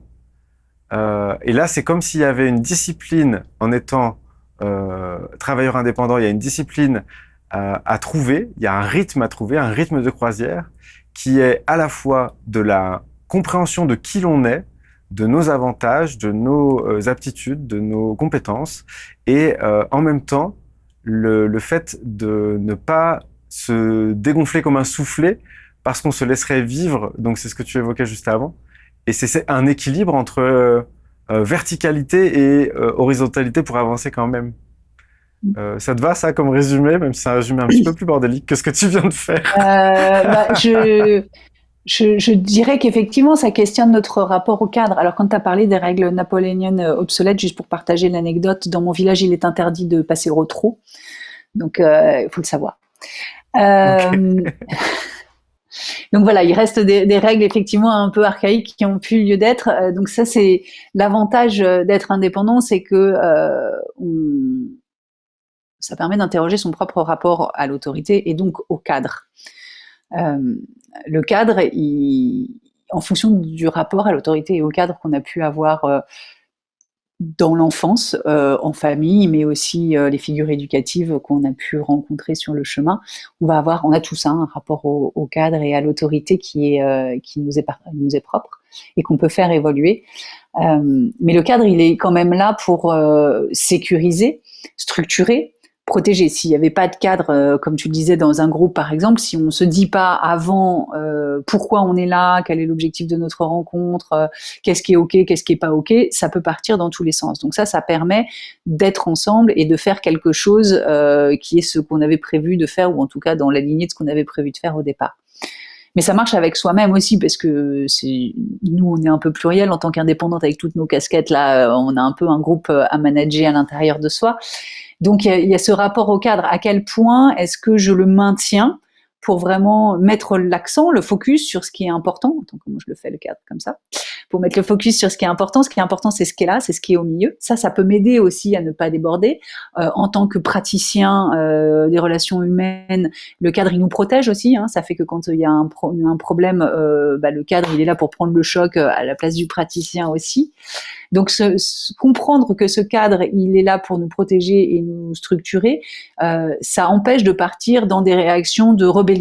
À partir du moment où tu as dit de faire comme ça, par pur esprit de rébellion, tu vas faire l'inverse. Et en même temps, ce cadre, il a besoin d'être parfois assoupli, adapté aux situations. Bah voilà, j'avais dit que je faisais ça, mais aujourd'hui, je suis malade. Donc, est-ce que je suis en train de faire preuve de trop de souplesse et de vouloir être aimée parce que je suis ultra souple, voire laxiste, ce qui serait l'extrême de la souplesse. Et on sait que la laxité, en tout cas au niveau physique, elle fait pas du bien aux articulations. Donc, je sais pas ce que dans les relations, je sais ce que ça peut donner aussi, et ça fait pas du bien aux relations non plus. Donc, à quel point j'arrive à jouer entre je maintiens le cadre que je me suis fixé parce qu'il y a des choses qui sont importantes, pas parce que j'ai le pouvoir de dire c'est moi le chef, mais parce que je sais pourquoi j'ai fixé ce cadre-là. Et en même temps, à quel moment est-ce que je m'autorise à avoir suffisamment de souplesse à faire bouger les choses sans pour autant tomber dans, comme on disait, dans le laxisme. Souvent, quand on a tendance à tomber dans un des deux extrêmes, c'est qu'on a peur de l'autre. Hein. Quand tu disais, j'aime pas trop le mot souplesse, parce que la souplesse peut faire peur, voilà, ce serait intéressant d'aller explorer aussi le côté de la rigidité, l'opposition entre les deux. Qu'est-ce que c'est pour toi la souplesse? Quand est-ce qu'elle est acceptable? Quand est-ce que la rigidité est acceptable aussi parce qu'elle l'est parfois? Et comment est-ce que j'habite ces deux dynamiques sans forcément les réconcilier, parce qu'on peut pas être rigide et souple en même temps. Il y a des moments où il est utile d'être rigide et des moments où il est utile d'être souple. Donc pour moi, c'est comme ça qu'on habite ces conflits internes, et c'est là où la philo est très aidante, parce que ça permet de conceptualiser, et donc avec ces concepts, on peut aller chercher des oppositions et puis du coup problématiser. C'est des mots qui font un peu parfois un peu mal à la tête, tout ça, mais qui permettent de savoir se situer dans les actions sans pour autant être, j'ai l'impression, endoctriné, tu vois, pris par des dogmes de je dois faire comme ça, faut que je sois au milieu. Parce que le milieu, c'est encore la mesure entre ça c'est pas bien, et donc entre les deux là c'est bien, mais plutôt de faire des choix. Pour moi, là en ce moment, j'ai envie plutôt de me situer dans je vois la souplesse et la rigidité comme ça, et dans mon métier en tant qu'indépendante, je vais décider que le cadre pendant un temps il est vraiment important et il pourra être assoupli à telle et telle condition. C'est mieux de négocier en amont qu'en situation, parce qu'en situation, on a tout un tas d'arguments qu'on n'aurait pas forcément vus en amont non plus, et qui font qu'en fonction de la tendance qu'on va avoir naturellement du rapport à l'autorité, on va avoir tendance à être d'un coup ultra rigide ou ultra souple par rapport à la situation. Donc voilà, se fixer ses règles en amont, étymologiquement c'est ça l'autonomie, l'autorisation aussi, se donner l'autorisation de fixer ses propres règles. Pour moi, c'est ça, être indépendant, voire même adulte. Oui, il y a un lien. Du coup, tu vois, je me suis dit, en préparant ces questions, je me suis dit un truc bête. Alors, je sais pas si aujourd'hui c'est toujours d'actualité, parce que ça a un petit peu du plomb dans l'aile, cette histoire. Quand j'étais à l'école, on m'a pas expliqué la différence entre le salariat et l'entrepreneuriat. J'ai jamais eu de clarté là-dessus. Donc en fait, j'ai l'impression que finalement, on s'en remet à l'inspiration que les gens vont trouver. Donc soit ils vont faire comme papa-maman qui sont entrepreneurs parce qu'ils ont vu l'exemple, soit ils vont faire salarié comme papa-maman parce qu'ils ont vu l'exemple, soit ils vont se rebeller, ils vont faire l'inverse. Mais en fait, finalement, c'est pas très éclairé, j'ai l'impression, moi, cette façon de choisir. C'est pas vraiment un choix. Enfin, en tout cas, moi, j'ai pas l'impression d'avoir choisi cette direction-là parce que je n'avais pas la conscience. Aujourd'hui, j'ai fait les deux. Donc, je sais plus de quoi il est question, mais il a fallu que je fasse et que j'expérimente les deux. J'ai pas été préparé à ça. Qu'est-ce que t'en penses de ça? Mais je pense que tu as raison. Je pense qu'on n'est pas préparé à grand-chose de la vie active à l'école finalement. On est formé à être des bons, allez, en exagérant un peu, des bons maillons de la chaîne, à être productifs, à savoir respecter un cadre justement qu'on nous impose. Des bons petits soldats, quoi, si on peut dire. Mais finalement, indépendant salariat, on n'en parle pas du tout, effectivement. Je pense qu'on est énormément influencé par le milieu social duquel on vient, la famille dans laquelle on a grandi, le métier qu'ont exercé nos parents, la manière dont ils ont vécu ce métier qu'ils ont exercé aussi. Si tu as eu des parents tous les deux indépendants et que tu les as jamais vus de la journée, des soirées, des week-ends, ça peut être aussi inconsciemment l'occasion de se dire bah non, moi si je veux une vie de famille il faut que je sois salarié. Enfin voilà, il y a plein de choses qui peuvent nous influencer, mais même en allant plus loin que ça, à l'école on n'apprend pas grand chose de ce que sont les métiers en fait. On est vachement dans le fantasme de tel métier ça représente ça. Moi, alors on va revenir à ce qu'on disait tout à l'heure, quand j'étais avocate j'étais toujours très très surprise de recevoir des stagiaires qui arrivaient, qui étaient inscrits à l'école des avocats, donc qui avaient quand même passé le concours qui est relativement difficile et exigeant en termes de discipline et de cadre de travail pour le coup, et donc qui étaient dans cette école des avocats mais qui n'avaient jamais mis les pieds dans un cabinet d'avocats, donc ils n'étaient que dans la projection et le fantasme de ce que représente ce métier sans avoir du tout expérimenté ce que c'était que le quotidien d'un avocat, sans forcément faire son métier, mais déjà de voir à quoi ça ressemble sa vie en fait. Et, et ça, on a beau, bon, ça commence à changer un peu. En troisième, on va faire des stages d'observation, mais bon, est-ce qu'en troisième, on est vraiment à même d'aller observer, savoir ce qu'il faut observer? Ces stages, en plus, une fois sur deux, ils sont trouvés par piston des parents, donc on se retrouve à aller observer un truc, on n'avait pas beaucoup d'intérêt pour la question, mais c'est pas grave, on y va quand même parce qu'il faut y aller. Donc, je crois qu'il y a effectivement vraiment quelque chose à travailler de ce côté-là. En même temps, est-ce que c'est le rôle de l'éducation nationale de nous préparer au monde du travail? C'est tout un tas de questions. C'est à qui de mener c'est une forme d'éducation aussi. Donc cette éducation au monde du travail, à ce que c'est qu'à d'être salarié, d'être indépendant, d'exercer telle ou telle profession. C'est là où on est renvoyé un peu à cette injonction d'autonomie, de responsabilisation. On va dire, il appartient à chacun d'aller explorer par lui-même le métier qu'il veut exercer en étant proactif, en allant chercher. Voilà, donc c'est là où on voit quand même qu'on est dans une société où, avec l'individualisme grandissant, va aussi l'hyper-responsabilisation de t'as qu'à aller voir par toi-même, quoi. Les plus motivés auront été expérimenter les deux pour pouvoir faire leur choix. Et puis, ce qui est vrai, c'est que il y a des moments de vie qui sont plus propices aussi à faire tel ou tel choix en fonction de ce qu'on vit à titre personnel, de ce qu'on vit au niveau familial aussi, quand on est un homme ou quand on est une femme, parce que quand on est une femme, on n'a pas tout à fait la même charge mentale que les hommes, même si ça a tendance à évoluer et à changer, c'est pas gagné encore, je crois. En tout cas, pour un grand nombre des femmes que j'accompagne. Et pour elles, c'est pas que c'est pas un choix, mais c'est en tout cas le moyen de concilier l'envie qu'elles ont d'être présentes pour leurs enfants, leur famille, leur foyer, et en même temps l'envie d'avoir une activité qui est stimulante intellectuellement et rémunératrice, parce qu'il ne faut pas l'oublier non plus. Et en général, c'est sur ce volet-là qu'il y a des choses à négocier, parce qu'elles se disent c'est déjà bien, j'ai réussi à négocier de quitter mon travail, de m'occuper des enfants, de passer du temps avec eux, de faire les formations pour ma reconversion. Donc maintenant, c'est un peu comme si j'étais une amatrice en fait dans mon travail. Donc il y a tout un travail aussi pour arriver à se voir professionnel, parce que quand on a choisi l'indépendance après des années de salarié, surtout quand il y a une reconversion, il y a des questions de légitimité qui se posent assez, j'allais dire sévèrement, mais non, c'est pas le mot, de manière assez dense, quoi, fortement. Il y a un truc aussi que je remarque, c'est que c'est assez contradictoire à plein d'égards, la vie, hein, on est bien au courant, mais en matière de ce que ça donne, en fait, là, moi, vraiment, mon axe, ça va être non seulement le travail indépendant pour les personnes atypiques, mais c'est aussi cette différence entre salariat et travail indépendant, parce qu'en fait, travailleur indépendant, c'est quand même à la fois encouragé. Moi, j'ai l'impression qu'il y a plein de choses qui se passent sur ces dernières décennies qui nous encouragent à créer et à nous exploiter nous-mêmes, d'une certaine façon, dans tous les sens du terme. Et puis, en même temps, quand on fait ça, eh ben, on a beaucoup moins de facilité, je sais pas moi, à acheter une maison, en fait, à fonctionner de façon fluide, à garantir la confiance, parce que il va falloir offrir des garanties pour qu'on nous fasse confiance, pour nous aider dans nos différents projets de vie. Et donc, du coup, être salarié, c'est quand même quelque chose qui a l'air beaucoup plus efficace pour avoir une vie tranquille. Et c'est encore le cas aujourd'hui, on est d'accord ou quoi? Alors, je ne sais pas si c'est encore complètement le cas aujourd'hui. Ce que tu dis est très juste. C'est un peu comme s'il y avait deux mondes, deux vitesses. Une politique gouvernementale qui encourage la Startup Nation, les initiatives entrepreneuriales, qui a créé le dispositif des micro-entreprises pour que ça soit très facile de s'installer en tant qu'indépendant, un régime fiscal qui est simplifié. Donc vraiment, c'est encouragé.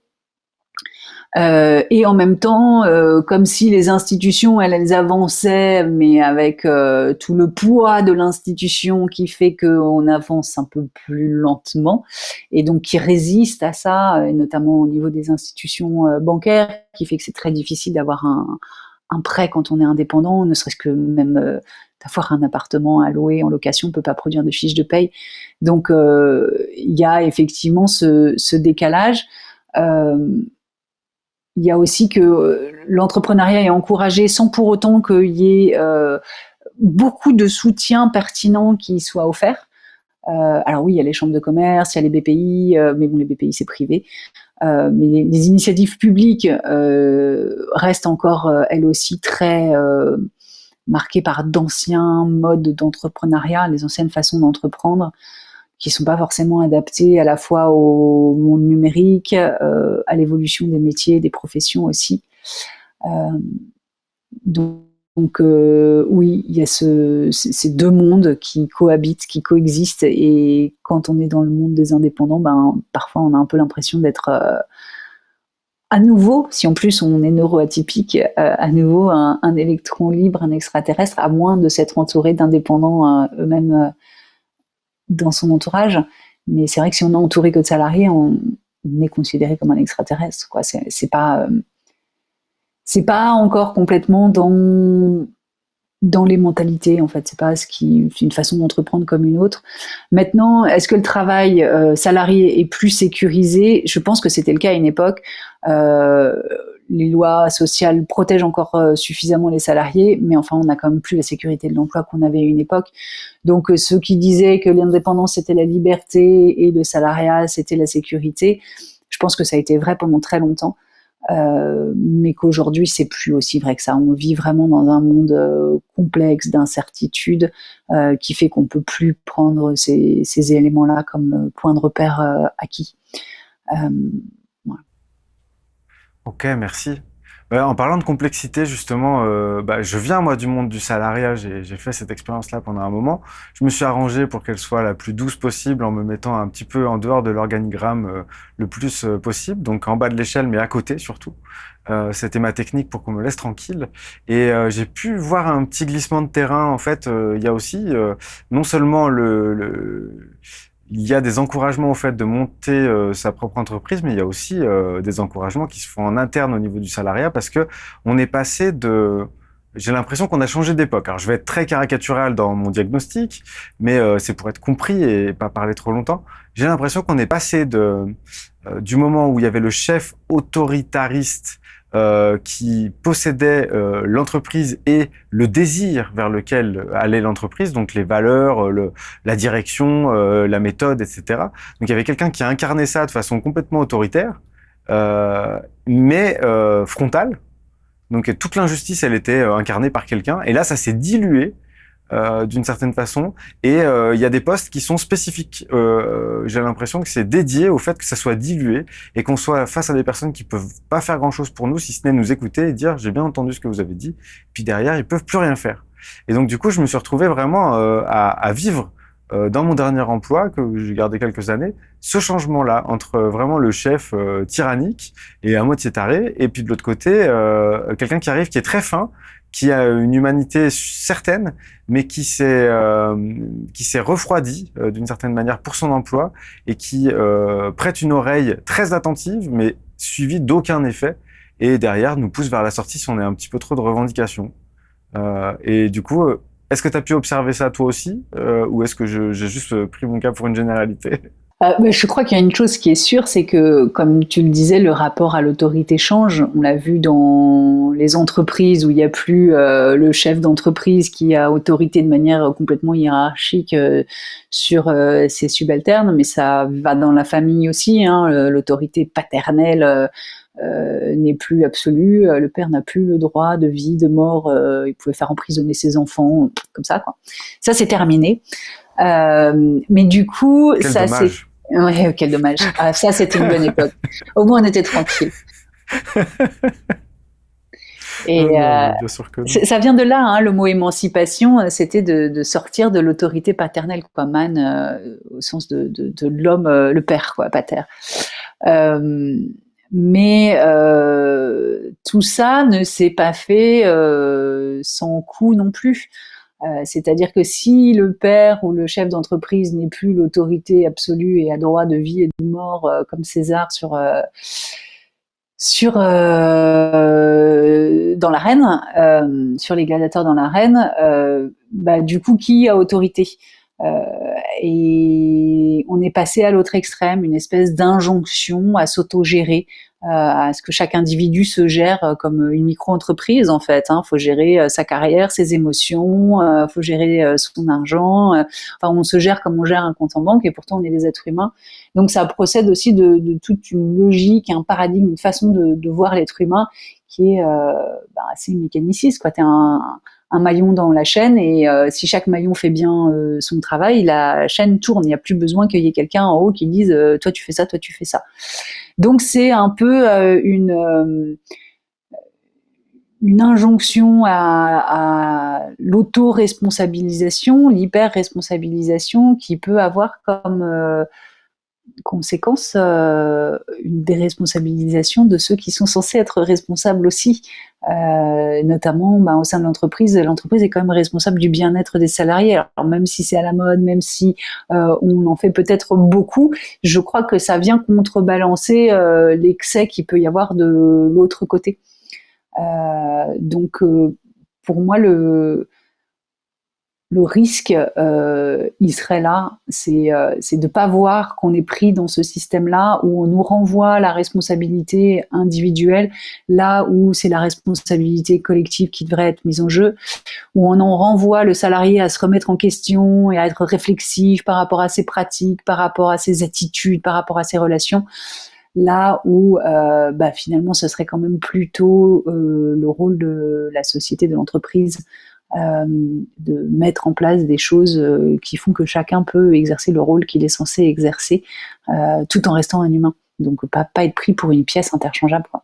Et c'est vrai que du coup ça crée des jobs qui sont là pour faire un peu l'effet tampon et faire passer de la pilule en fait, hein. C'est ça, hein, les chief happiness officer, tout ça là, c'est pour moi un peu le comble de l'hypocrisie, de l'ultralibéralisme, faire passer le bonheur comme une valeur de l'entreprise. On se moque pas mal des salariés. Il y a quelque chose comme ça. Je te remercie, c'est hyper intéressant d'aller sur ce versant-là, parce que là, alors, il y a plusieurs choses qui se carambolent dans ma tête. Est-ce que je vais toutes les avoir en bout de course? Je sais pas.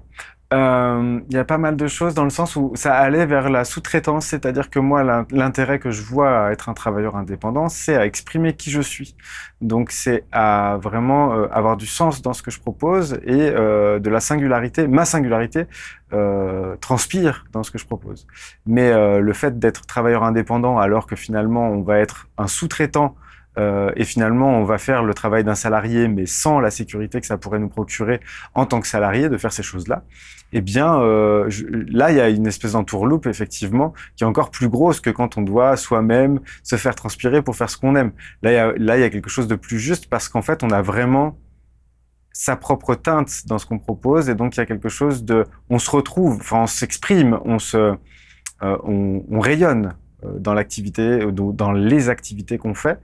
Mais être travailleur indépendant, soi-disant, et finalement se retrouver à être sous-traitant de grosses entreprises payé en CDD à la journée, etc. Et puis, si jamais t'es pas assez rentable, tu t'en vas et puis il y a quelqu'un d'autre qui prendra bien ta place. Là, on reste dans l'interchangeabilité salariale sans avoir la liberté de s'exprimer, d'exprimer qui l'on est. Après, peut-être tout le monde n'a pas ce besoin d'exprimer qui il est. Et donc, du coup, il y a aussi cet aspect-là des choses, parce que je fais comme si tout le monde était comme moi, mais c'est pas vrai. Il y a vraiment la possibilité de, je trouve que c'est bien qu'il y ait cette possibilité de dire, moi, j'ai envie de travailler tranquille, d'être en sécurité dans mon travail et de faire les choses que j'aime en dehors, d'exprimer qui je suis en dehors de mon métier, c'est aussi possible. Bon, et cette petite parenthèse étant faite, j'avais une petite provocation assez facile qui disait le mot indépendant ferait par déduction des salariés des dépendants. Est-ce que c'est voulu que ce mot-là, en fait, si on le renverse, travailleur indépendant, ça voudrait dire qu'il y a des travailleurs dépendants. Non, je crois que travailleur indépendant, ça veut dire qu'il ne dépend pas d'une société.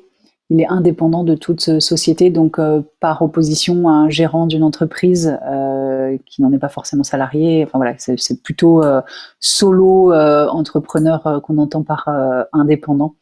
C'est un statut juridique. Est-ce que c'est une provocation par rapport au salarié dépendant? Le salarié, il est dépendant de son patron pour lui verser son salaire, mais l'indépendant, ça serait une grosse illusion de croire qu'il est vraiment indépendant parce qu'il est quand même bien dépendant de ses clients pour pouvoir manger à la fin du mois.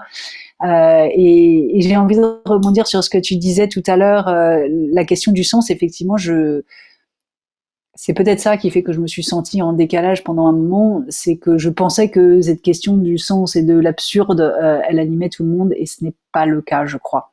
Donc c'est là où je prends plaisir à accompagner des personnes qui se posent ces questionnements.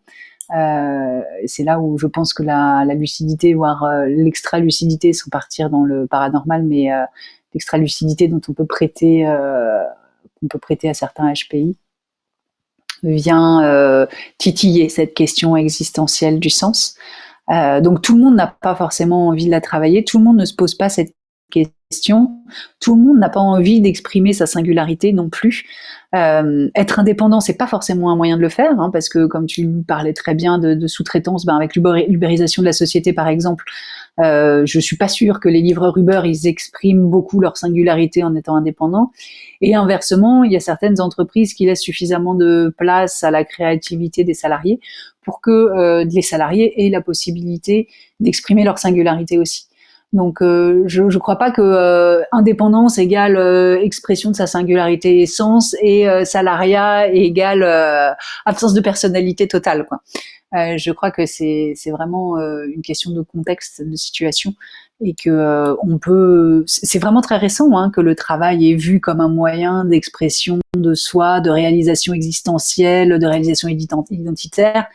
Euh, c'est c'est assez récent, et je me pose la question de à quel moment on se fait pas un peu avoir dans cette histoire, on nous fait pas passer la pilule du travail en faisant un lieu de réalisation identitaire, là où en fait c'est une nécessité pour l'être humain de travailler parce qu'il faut qu'on mange et que c'est comme ça.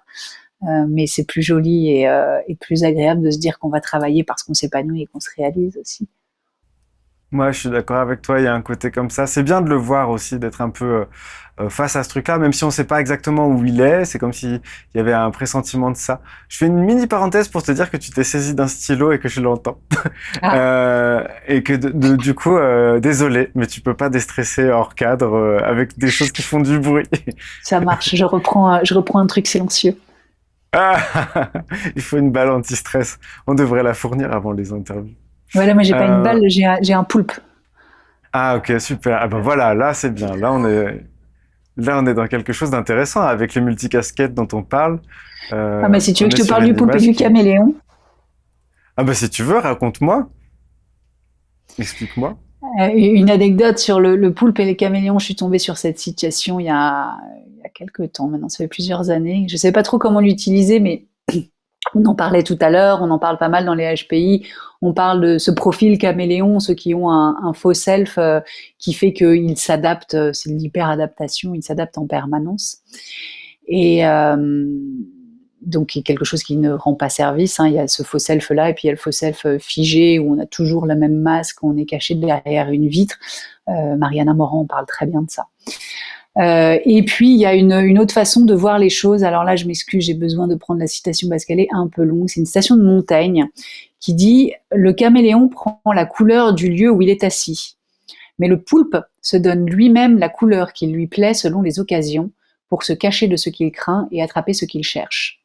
Chez le caméléon, c'est un changement passif, mais chez le poulpe, c'est un changement actif. Le caméléon prend la couleur du lieu où il est assis, mais le poulpe se donne lui-même la couleur qui lui plaît selon les occasions. » Et ça, c'est une citation qui me parle beaucoup parce que quand on a passé des années à être un caméléon, non pas que ça nous ramène à un statut animal de se prendre pour un poulpe, mais moi je l'aime bien et j'ai trouvé cette petite peluche à la fois inspirante pour m'en rappeler et déstressante, comme on le disait hors champ avec Mathieu, parce que voilà, c'est un plaisir de jouer avec cette petite douceur et en même temps qui est tout à fait réactive, mais qui me rappelle à quel point être indépendant, c'est être multi-tentacule, et puis à quel point être un être humain, finalement, c'est être multifacette et de devoir jouer un peu ici, un peu là. Donc c'est une invitation à devenir un poulpe plutôt qu'à rester un caméléon qui prend la couleur de là où on le place. Être un poulpe qui lui choisit quel visage il est en train de montrer, quel costume il est en train d'enfiler. Quand on est en accompagnement, on n'a pas forcément le même costume que quand on est en interview, quand on est à la maison, quand on parle à ses anciens collègues avocats. Donc c'est pas qu'on n'est pas authentique, c'est pas qu'on porte un masque dans certaines situations et qu'on est authentique dans d'autres. C'est simplement que on peut pas parler à tout le monde de la même façon. Ce que je raconte à ma mère, c'est pas la même chose que ce que je te raconte à toi, par exemple. Et pourtant, je suis toujours la même personne et je suis toujours sincère dans mes deux démarches, mais je ne suis plus dans une illusion de transparence totale parce que je crois que ça me paraît assez impossible, et je m'interroge même sur le fait que ça soit souhaitable. Est-ce que la part de mystère de la vie et la part de mystère de chacun ne mérite pas d'être un peu préservée? Je te rejoins et même je vais faire un petit lien sous cette vidéo pour renvoyer à un tel est la question. Donc c'est un format où je réponds aux questions qu'on me pose sur les courriers et les mails que je reçois. Du coup, il y avait cette question par rapport au fait d'être à l'étroit dans son identité, et j'étais allé dans cette direction-là en disant en fait finalement le fait d'avoir plusieurs costumes, c'est intéressant à partir du moment où on n'est pas coincé dedans. Et donc, la robe d'avocate, si on n'est pas prisonnier du pouvoir qu'elle nous donne, on peut la mettre et l'enlever pour qu'elle nous serve de métier à un moment donné. Et puis après, on peut la mettre dans l'armoire et passer à d'autres costumes. Et si on devient la personne qui joue à changer de costume, parce qu'en fait, on connaît ces costumes-là, et puis on est content d'en accueillir de nouveaux, et puis on sait comment dire au revoir à ceux qui nous servent plus, etc. Il y a quelque chose de jouissif à l'endroit où en fait ce centre reste le même, et juste simplement on adapte qui l'on est à la situation, mais non pas pour passer inaperçu, mais pour être justement en accord finalement avec sa singularité et avec le contexte à la fois. Il y a quelque chose comme ça. Oui, pour être en accord avec la situation et pouvoir se relier à l'autre aussi, c'est-à-dire on a quand même besoin de s'adapter à un minimum à la personne qu'on a en face de nous, sans aucune condescendance, mais simplement pour trouver l'endroit où est-ce qu'on peut se relier à partir de notre singularité à chacun. Donc je trouve que, il me semble que l'intelligence, c'est la capacité aussi à s'adapter. Donc je crois que c'est une capacité, une compétence à développer aussi pour être en relation avec les autres d'une manière à la fois constructive et créative aussi. C'est Paul Ricoeur, je crois, qui parle de ces deux identités qu'on aurait en nous. Alors, le terme d'identité, tu le dis bien dans ta capsule, je crois, et quand on le dit, on voit tout de suite de quoi ça parle, mais quand on essaye de creuser un peu, finalement, qu'est-ce qu'il y a vraiment derrière? Et lui, il parle de cette idem et ipsé. Donc l'idem, c'est cette partie à l'intérieur de nous qui ne bougerait pas, comme tu dis, voilà, cette espèce de noyau.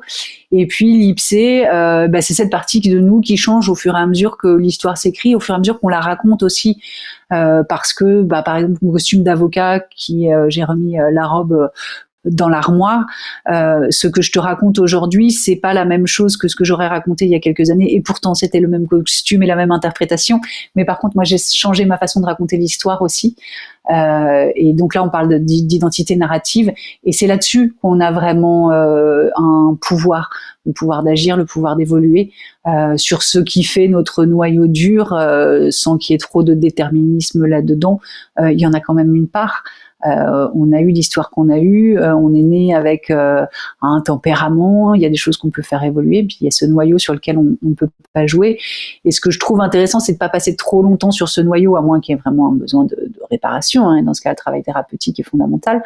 Mais une fois que réparation a été faite, ce qui me paraît intéressant, c'est pas trop s'attarder sur ce noyau, cet idem là qui serait au centre de notre nombril, mais d'aller travailler sur l'IPSé et sur ce qu'on peut créer, construire dans l'existence. Et ça peut être un des travers des étiquettes, de rester trop longtemps sur l'étiquette et de passer son temps à la regarder, d'expliquer tout au travers de ça. Là, on tombe dans l'identité figée. Et c'est là où le mouvement cesse. Pour moi, c'est un peu là où la vie cesse, quoi. Quand il n'y a plus de mouvement, plus d'évolution, il n'y a plus trop de vie. Je te rejoins là-dessus. Et il y a ce joli mot d'ipséité qui découle de ce mot ipsé que tu cites.